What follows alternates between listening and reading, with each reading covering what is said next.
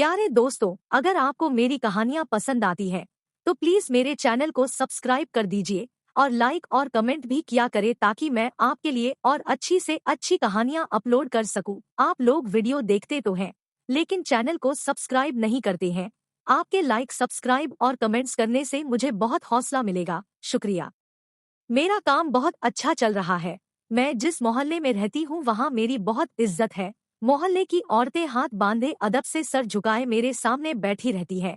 वो सब अपनी मुरादें लेकर मेरे पास आया करती है और मैं उन्हें तावीज गंडे देती हूँ, झाड़ फूंक कर देती हूँ, जिसके इवज न सिर्फ मेरा आदर किया जाता है बल्कि अच्छा खासा मुआवजा भी दिया जाता है, जो मेरी गुजर बसर के लिए बहुत होता है। ये सारा काम मैंने पिछले 4-5 वर्षों से शुरू किया हुआ है। पहले मैं ऐसी नहीं थी। मैं एक आम सी औरत थी जिस तरह की औरतें हुआ करती हैं। मैं एक दूसरे शहर में अपने घरवाले के साथ रहा करती थी। मेरी शादी बहुत पहले फजल दीन नामी एक आदमी से हुई थी जो आड़त का काम किया करता था। जिंदगी बड़े मजे में गुजर रही थी। हमारे यहाँ कोई औलाद नहीं हुई थी, उसके बावजूद फजल दीन मेरा बहुत ख्याल रखता था। फिर न जाने क्या हुआ कि वो किसी और औरत के चक्कर में पड़ गया। उसका ज्यादातर वक्त उस औरत के साथ गुजरने लगा जो एक नंबर की खराब औरत थी। ऐसे मौके पर मुझ जैसी औरतें या तो रोने धोने लगती है या फिर लड़ाई झगड़ा शुरू कर देती है। लड़ना झगड़ना मेरे बस की बात नहीं थी, क्योंकि ऐसा वो औरत करती है जिसको मायके का सहारा नसीब हो। यहाँ ये हाल था कि माँ बाप का इंतकाल हो चुका था। 2 भाई थे तो दोनों की अपनी जिंदगी थी। मैं अगर अपनी फरियाद लेकर उनके पास जाती भी तो कोई फायदा नहीं होता, इसलिए मैं उनके पास नहीं गई और खुद ही कुड़ती रही। एक दिन मोहल्ले की एक औरत ने मुझे एक सैयदानी के बारे में बताया। उसने कहा, मैं सच कहती हूँ बहन, उनके पास बड़ी करामात है, बिगड़े काम बन जाते हैं। तुम एक बार उनके पास जाकर तो देखो। उस औरत के कहने पर मैं उस सैयदानी के पास चली गई जो इसी शहर के एक घर में मेहमान आई हुई थी। उनकी उम्र तो ज्यादा नहीं थी लेकिन नूर का एक हाला उनके चेहरे के इर्द गिर्द मौजूद था। बहुत सी औरतें उन्हें घेरे में लिए बैठी थी। वो सब अपने अपने लिए दुआ करवाने आई थी। मैंने भी सईदानी साहबा से अपना हाल कह दिया। सईदानी ने मुझे एक वजीफा बताकर चलता कर दिया। मैं वो वजीफा बहुत दिनों तक पढ़ाती रही थी लेकिन उसका कोई फायदा नहीं हुआ। फजल दीन उसी औरत के चक्कर में पढ़ा रहा। फिर एक दिन फजल दीन ने मुझे तलाक दे दी। हुआ ये कि मैं उसकी हरकतों से आजिज आ चुकी थी। पहले मैंने ऐसी कोई हरकत उसके साथ नहीं की होगी। मैं तो एक सीधी साधी औरत थी, लेकिन आखिर कहाँ तक बर्दाश्त कर सकती थी। कब तक ये देखती रहती कि मेरा शौहर अपनी कमाई किसी और पर लुटाया करता है। न जाने उस दिन क्या हुआ कि मुझ पर एक जुनून तारी हो गया। मैंने झाड़ू उठाकर फजल दीन को मारना शुरू कर दिया। मुझ में इतनी ताकत आ गई थी कि वो अपना बचाव भी नहीं कर सका। मैं उसे मार भी रही थी और जोर जोर से चीख भी रही थी। जरा सी देर में सारा मोहल्ला इकट्ठा हो गया था। फजल दीन को अपनी बहुत बेइज्जती महसूस हो रही थी। उसने गुस्से में आकर मुझे तलाक दे दी। मैंने भी कोई परवाह नहीं की। सच तो ये है कि मैं उससे उकता चुकी थी। रोज रोज मरने से बेहतर है कि आदमी को एक ही बार मौत आ जाए। तलाक के बाद कुछ दिनों तक मैं अपने दोनों भाइयों के घर रही। फिर जब मैंने ये देख लिया कि वो मुझे बर्दाश्त नहीं कर रहे तो एक दिन चुपके से मुंबई आ गई। मेरा यहाँ कोई नहीं था। मैं पहली दफा इतने बड़े शहर में आई थी। मेरी सूरत शक्ल चाहे जैसी भी हो लेकिन एक औरत ही तो थी, और किसी भी औरत के लिए हर कदम पर खतरे लिख दिए जाते हैं। लेकिन मैंने ये सोच लिया था कि मुझे अपने आप को किस तरह बचा कर रखना है। ये सबक मैंने इसी समाज से सीखा था।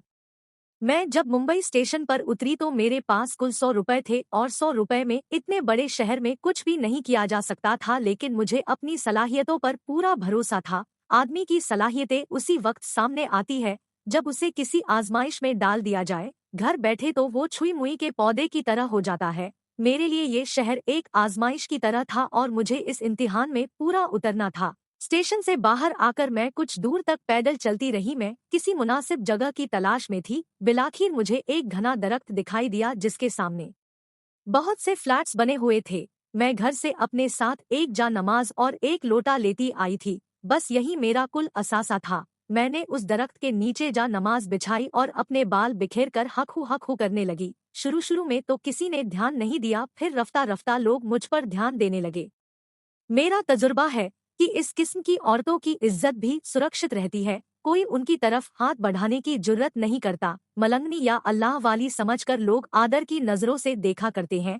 यही मेरे साथ हुआ। सामने के फ्लैट्स वालों ने सबसे पहले मुझ पर तवज्जो की। औरतें मेरे लिए खाने पीने की चीज भेजने लगी। उसके साथ एक दो मर्दों ने दरख्त के नीचे एक झुग्गी बना दी और मैं देखते देखते एक बुजुर्ग हस्ती की तरह मशहूर हो गई। अब मैं ये नहीं कह सकती थी कि मुझ में कौन सी बात पैदा हो गई थी, लेकिन इतना जरूर था कि मैं जिसके हक में दुआ करती खुदा उस दुआ को जरूर कबूल कर लेता। शायद इसकी वजह ये थी कि दुआ मांगते वक्त मैं बहुत गिड़गिड़ा कर दुआ मांगती थी, क्योंकि उस दुआ की कबूलियत पर मेरी जिंदगी का दारो मदार हुआ करता। इसलिए जब कोई मुझसे दुआ की दरख्वास्त करता तो मैं उसके लिए दुआ मांगती कि अल्लाह को मुझ पर रहम आ जाता और आमतौर पर मेरी दुआ कबूल हो जाया करती।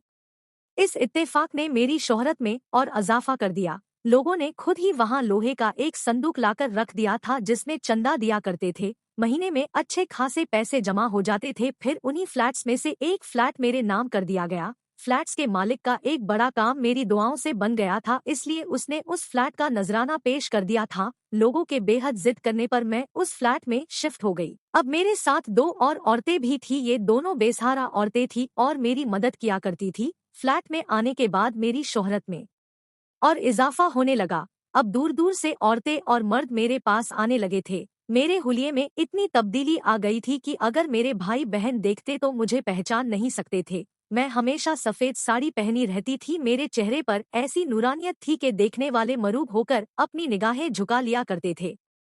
सब कुछ ठीक ठाक था। जिंदगी एक ढप पर आ गई थी कि एक दिन अचानक इस लगी बंधी जिंदगी में एक तब्दीली आ गई। ये एक ऐसा मोड़ था जिसने सब कुछ बदल कर रख दिया। उस शाम आने वाली औरतों की तादाद कुछ ज्यादा ही थी। सबके सब अपनी ख्वाहिशात के पुलंदे लेकर मेरे पास आई थी। मैं अभी उनसे निपट कर फारिग ही हुई थी कि मेरी एक नायब ने एक और औरत की खबर दी। आने वाली औरत तन्हाई में मुझसे मिलना चाहती थी, इसलिए उसने इतनी देर तक इंतजार किया था। मैंने पूछा कि क्या ऐसा नहीं हो सकता तुम उसे किसी और वक्त बुला लो, मैं आज बहुत थक गई हूँ। मेरी नायब धीरे से बोली, नहीं हाजन, ये सब मुझे हाजन कहा करते थे। न जाने क्यों मैं इस लक़ब से मशहूर हो गई थी। वो कहती है कि आज हर हाल में मुलाकात करके जाएगी। उसका कहना है कि वो बहुत दूर से आपके पास मिलने आई है। उसका मामला कुछ टेढ़ा मालूम होता है। कुछ सोचकर मैंने उस औरत को अपने हुजरे में आने की इजाजत दे दी। वो एक जवान औरत थी। मेरा ख्याल है कि 30 बरस से ज्यादा की नहीं होगी। खूबसूरत और अच्छी दिख रही थी। उसका लिबास भी बहुत सलीके का था। मेरा अंदाजा था कि ऐसी औरतें आम तौर पर पीरों फकीरों के चक्करों में नहीं पड़ती, और जो कोई ऐसे किसी चक्कर में मुब्तिला हो जाए उसके साथ कोई न कोई अहम बात जरूर हुआ करती है। वो चूंकि तन्हाई में मुझसे मिलना चाहती थी, इसलिए मैंने अपनी दोनों मददगार औरतों को कमरे से बाहर जाने का हुक्म दिया और खुद उसकी तरफ देखने लगी। मैंने उससे पूछा, हाँ कहो, मुझसे ऐसा कौन सा काम पड़ गया है तुम्हें? उस औरत ने कहा, हाजन साहबा, मैं दो टोक बात करने आई हूँ, क्योंकि मैं खुद इसी मिजाज की औरत हूँ। लगी लपटी नहीं रखती, अपना मुद्दा साफ साफ बयान करना चाहती हूँ। मैं एक आदमी को जान से मारना चाहती हूँ। मैंने गुस्से से चौंक कर उसकी तरफ देखा। क्या कह रही हो? किसी को जान से मारना चाहती हो और मेरे पास आई हो ताकि मैं तुम्हारी मदद करूं? आखिर तुमने मुझे क्या समझ रखा है? उस औरत ने कहा, मैं आपके मर्तबे से अच्छी तरह वाकिफ हूँ, लेकिन मैं जिसे मारना चाहती हूँ उसे मारना नहीं चाहती। मैंने कहा, ये क्या बात कर रही हो तुम? मेरी समझ में नहीं आ रहा है। तुम उस आदमी को मारना भी चाहती हो और मारना नहीं भी चाहती? हाँ, कुछ ऐसी ही बात है। वो आदमी मेरा शौहर है। दिखने में वो बहुत पढ़ा लिखा और संस्कारी इंसान है, लेकिन अंदर से वो बहुत जालिम और घिनौना आदमी है। उसने मेरी जिंदगी अजाब कर दी है। मुझे ऐसे ऐसे दुख देता है कि मैं बता नहीं सकती। वो मुझे दिन रात तकलीफ में रखता है, सिसका सिसका कर जिंदा रखता है। और मैं भी अब यही चाहती हूँ कि वो भी सिसकता रहे, मौत की तमन्ना करे, लेकिन मौत ना आए। उसके साथ ऐसा सुलूक होना चाहिए कि वो अपनी जिंदगी से आजिज आ जाए। मैंने कहा, माफ करना, तुम बहुत गलत जगह आई हो। यहाँ इलाज किया जाता है, मायूस लोगों के लिए दुआएं की जाती है। मैं उन्हें जिंदा रहने का हौसला देती हूँ। यहाँ मौत और जिंदगी का खेल नहीं होता, तुम्हें कहीं और जाना चाहिए। उसने कहा, मैं जानती हूँ कि यहाँ ये सब नहीं होता, लेकिन किसी मजबूर की मदद जरूर की जाती है, और मैं भी एक मजबूर औरत हूँ, इसलिए मदद मांगने यहाँ आई हूँ। मैं ये नहीं चाहती कि उसे मार दिया जाए, बल्कि मैं सिर्फ ये चाहती हूँ कि उस आदमी को मौत के खौफ में मुब्तिला रखा जाए। ऐसा कोई खौफ उसके सर पर मुसल्लत रहेगा तो वो मरने और जीने की कश्मकश में मुब्तिला हो जाएगा, और मैं यही चाहती हूँ। मैंने कहा, लेकिन मैं ये काम किस तरह कर सकती हूँ? औरत ने जवाब दिया, उसको वहम में डालकर ये काम हो सकता है। बात यह है कि पिछले कुछ दिनों से वो शख्स कारोबारी तौर पर बहुत नुकसान में जा रहा है। उसकी एक बहुत बड़ी दुकान है जो पहले खूब चला करती थी, लेकिन अब उसमें नुकसान होने लगा है। वो तावीज़ गंडों को मानता है। उसने आपकी बुजुर्गी के करिश्मे सुन रखे हैं। वो खुद आपसे मिलना चाहता है, लेकिन इससे पहले कि वो आपके पास आता, मैं आपके पास आ गई हूँ ताकि आपको उसके बारे में सब कुछ बता सकूं। मैं सिर्फ इतना चाहती हूँ कि जब वो आपके पास आए तो आप उसे उल्टी सीधी बातें बताकर खौफजदा कर दीजिए। और सिर्फ इतना ही नहीं बल्कि उसको यकीन दिला दिया जाए कि वो पागल होने वाला है, उसकी आंखों में वहशत उतरने लगी है और उसे अजीबोगरीब चीज नजर आती है, वगैरह वगैरह। मुझे यकीन है कि जब आप उससे ये सब कुछ कहेंगी तो वो फौरन यकीन कर लेगा और मेरे दुखों का मदावा हो जाएगा और मैं उसकी हालत देख देख कर खुशी महसूस करूंगी। मैंने कहा, लेकिन ये तो कोई अच्छी बात नहीं है, ये तो इंतकामी जज्बा हुआ और ये जज्बा शैतानी हुआ करता है। औरत ने कहा, चाहे कुछ भी हो मुझे यही करना है। क्या फायदा कि मैं आपकी तरफ से मायूस होकर किसी और के पास चली जाऊं और वो सचमुच उसकी जान ही ले ले, जबकि मैं उसे मारना नहीं चाहती, जिंदा रखना चाहती हूँ। ये इस तरह का पहला मामला था, इससे पहले कोई भी ऐसी ख्वाहिश लेकर मेरे पास नहीं आया होगा। उस औरत के इरादे बहुत मजबूत मालूम होते थे। मैं सोच में पड़ गई थी। मेरा तजुर्बा था कि ऐसी जुनूनी कैफियत रखने वालों को अगर डायरेक्ट मना कर दिया जाए तो वो कुछ और कर बैठते हैं। उनको समझाने का तरीका यही होता है कि उनकी हाँ में हाँ मिलाई जाए, फिर आहिस्ता आहिस्ता अपने रास्ते पर लाया जाए। ये सोचकर मैंने उस औरत से कहा, ठीक है, तुम ऐसा करो, अपने शौहर को किसी दिन मेरे पास ले आओ, मैं कोई न कोई रास्ता निकाल लूंगी। और रास्ता वही होना चाहिए जो मैंने कहा है। वो तेज लहजे में बोली, मैं इस सिलसिले में आपकी हर खिदमत के लिए तैयार हूँ, आप जो कहेंगी वही करूंगी। मेरे पास कुछ रुपए जमा है, वो मैं आपकी नजर कर दूंगी, बस आप मुझे इस कैफियत से निकाल ले। मैं ये चाहती हूँ कि मैं उसे तड़पता सिसकता हुआ देखती रहूं, और ये किस तरह होगा ये सब सोचना आपका काम है। मैं आप पर भरोसा करके जा रही हूँ, मुझे उम्मीद है कि आप किसी से इस बात का जिक्र भी नहीं करेंगी। मैंने कहा, हाँ हाँ, तुम मुतमईन हो जाओ, यहाँ होने वाली बात कभी बाहर नहीं जाती। तुम किसी दिन अपने शौहर को मेरे पास ले आना। मेरे पास मर्द भी आया करते थे, लेकिन मैं उनसे मुलाकात नहीं करती थी, बल्कि उन्हें मेरे हुजरे के बराबर वाले कमरे में बिठा दिया जाता था, जहाँ से वो अपना मुद्दा बयान करते और मैं उनकी बातें सुनकर उन्हें मशवरे वगैरह दे दिया करती थी। इस तरह मैं मर्दों के सामने आने से बची रहती थी। एक शाम औरत अपने शौहर को साथ ले आई। उसका शौहर दूसरे कमरे में बैठा हुआ था, जबकि वो औरत मेरे पास चली आई थी। उसने बताया, मेरा शौहर आ गया है, अब आपका फर्ज है कि आप अपना वादा पूरा करें, कोई ऐसा चक्कर चलाएं कि कमबख्त ज़हनी तौर पर नाकारा होकर रह जाए। मैंने उसे दिलासा दिया, ठीक है, ऐसा ही होगा। वैसे मैंने कुछ और ही सोच रखा था। मेरे जहन में ये बात थी कि मैं उसे समझाने की कोशिश करूंगी, ऐसी बातें बताऊंगी कि जिस पर अमल करके वो और उनका घर तबाह होने से बच सके। जाहिर है कि मेरा काम किसी को तबाह करना तो नहीं था, बल्कि सहारा देना था, भलाई करना था। दूसरे कमरे से उसके शौहर ने बोलना शुरू कर दिया, क्या बताऊं हाजन बीबी, मैं कैसी मुसीबत में गिरफ्तार हूँ। कोई काम सही नहीं होता, जिस काम में हाथ डालता हूँ नुकसान ही नुकसान हो जाता है। हर तरह की तदबीर करके देख चुका हूँ, सिवाय नुकसान के कुछ हाथ नहीं आता। जहनी तौर पर हर वक्त परेशान रहता हूँ। इस हाल में गुस्सा भी बहुत आने लगा है, चिड़चिड़ा होकर रह गया हूँ। आपकी बहुत तारीफ सुनी है, इसलिए आपके पास आया हूँ। मुझे उम्मीद है कि आपकी दुआओं से मेरा काम बन जाएगा। मैं उसकी बातें सुनकर कुछ देर तक खामोश रही। मेरे अंदर एक आग सी दहक उठी थी। मैंने कभी ऐसा नहीं किया होगा। वो मेरे पास अपनी फरियाद लेकर आया था, लेकिन मुझे कुछ ऐसा करना था कि ये आदमी जहनी तौर पर अपाहिज होकर रह जाए। ये काम मुश्किल भी था और आसान भी। मुश्किल इसलिए कि ये सब मेरे मिजाज के खिलाफ था, और आसान इसलिए था कि वो मेरे बस में आ चुका था। मैं उससे जो कहती वो करने के लिए तैयार हो जाता। उसकी बीवी उम्मीद भरी निगाहों से मेरी तरफ देख रही थी। वो उस वक्त मेरे पास बैठी हुई थी। मैंने कहा, ठीक है, तुम्हारा काम हो जाएगा, लेकिन एक शर्त होगी, और शर्त यह है कि तुम्हें वही करना होगा जो मैं कहूंगी, चाहे वो काम तुम्हें कितना ही उल्टा और अजीब क्यों न दिखाई दे। मैं अगर दिन को रात कहूँ तो तुम्हें रात माननी होगी। मेरी बात समझ रहे हो ना? उसने कहा, जी मैं बिल्कुल समझ रहा हूँ। मैं आपकी हर शर्त मानने के लिए तैयार हूँ, बस आप हुक्म करें, मैं सब कुछ करने को तैयार हूँ। मैंने उसे कुछ काम बता दिए। ये काम बहुत ही अजीबोगरीब थे। पहला काम तो ये था कि उसे कम से कम सदके के तौर पर 20 घरों की खिड़कियों के शीशे तोड़ने थे। उसने इस अजीब हुक्म पर सवाल करना चाहा था, लेकिन मैंने इसकी इजाजत नहीं दी। मैंने पहले ही ये शर्त लगा दी थी कि वो कोई सवाल नहीं करेगा, अलबत्ता इतना जरूर बता दिया कि इस काम के नतीजे में उसे कुछ दुश्वारियां पेश आएंगी, लेकिन उसे उन दुश्वारियों का ख्याल नहीं करना होगा। 1 हफ्ते के बाद उसकी बीवी ने आकर मुझे बताया कि मेरा बताया हुआ नुस्खा बहुत कारगर रहा था। बहुत से लोग उसे पागल समझने लगे थे, 1-2 जगह उसका झगड़ा भी हो गया था। उसकी बीवी ये सब बताते हुए बहुत खुश हो रही थी, और सच ये है कि खुद मुझे भी खुशी हो रही थी। ऐसे लोगों के साथ ऐसा ही होना चाहिए। औरत को खिलौना समझने वालों के साथ ऐसा सुलूक होना चाहिए कि वो आइंदा के लिए तौबा कर ले। उसकी दूसरी आजमाइश उससे ज्यादा सख्त थी। मैंने उसे कहा था कि मुसीबत को टालने के लिए उसे चाहिए कि नीम के दरख्त की एक शाख लेकर गलियों में घूमते हुए आवारा कुत्तों को मारना शुरू कर दे। कम से कम 20 कुत्तों को मारने के बाद उस पर छाई हुई नहुसत किसी हद तक कम हो जाएगी। उसके बाद उसे आफत को टालने के लिए तीसरी तरकीब बताई जाएगी। उसके लिए ये काम भी बहुत हैरान कर देने वाला था, लेकिन उसने मुझसे कोई सवाल नहीं किया। शायद वो भी अपनी मौजूदा जिंदगी से उकताया हुआ था। वो चाहता था कि जल्द से जल्द कोई न कोई हल निकल आए, चाहे उसके लिए उसे कुछ भी करना पड़े। फिर ये बात उसकी बीवी ही ने बताई थी कि मोहल्ले वाले अब उसे बाकायदा पागल समझने लगे थे।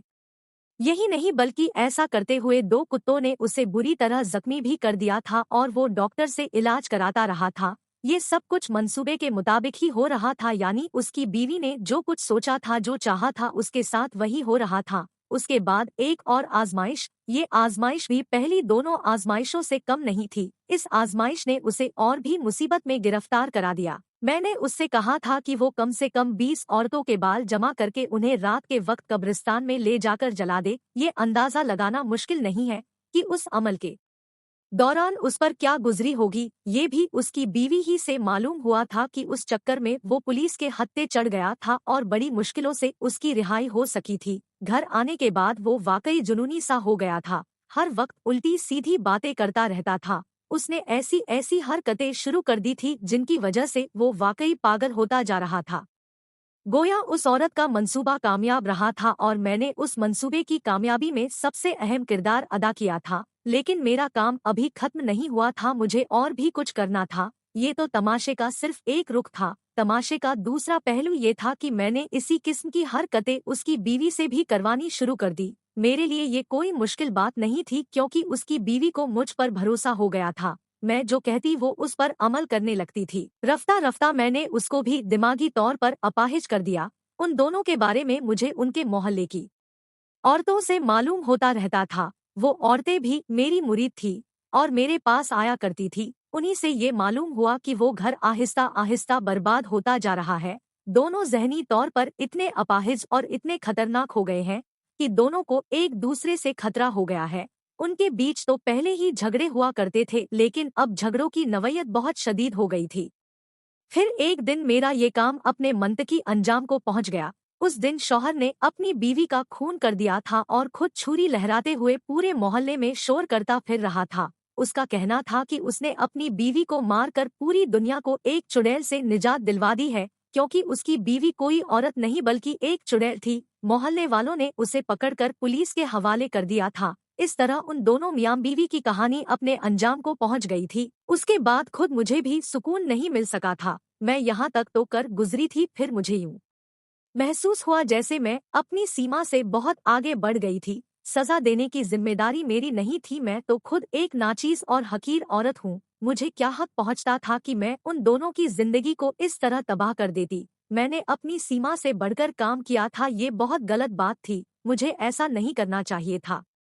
इस एहसास ने मुझे बेसुकून करके रख दिया। मैं अगर चुप रहती, अपनी जबान बंद रखती, तो किसी को भी मालूम नहीं हो सकता था कि ये सब कुछ मेरा किया धरा था। लेकिन मैं अपने एहसास को क्या करती। मैं सच कहती हूँ कि मैंने हाजन बनकर लोगों की सेवा ही की थी, रात दिन इबादत किया करती। मुझे कहना तो नहीं चाहिए, लेकिन मुझे ये एहसास होता रहता था कि मैंने खुदा का खौफ अपने दिल में जगा लिया है, और मैं ज़हनी और रूहानी तौर पर बुलंद होती जा रही हूँ। लेकिन जरा से जज्बे ने सब कुछ गारत करके रख दिया। मैं अपनी इंसानी कमजोरी पर काबू नहीं पा सकी, और मेरे दिल में इंतकाम की आग दहक उठी। उस शख्स से दरअसल मैंने उसकी बीवी का नहीं बल्कि अपना बदला लिया था। हाँ, वो शख्स मेरा शौहर था, वही शौहर जिसने एक औरत की खातिर मुझे तलाक दे दी थी।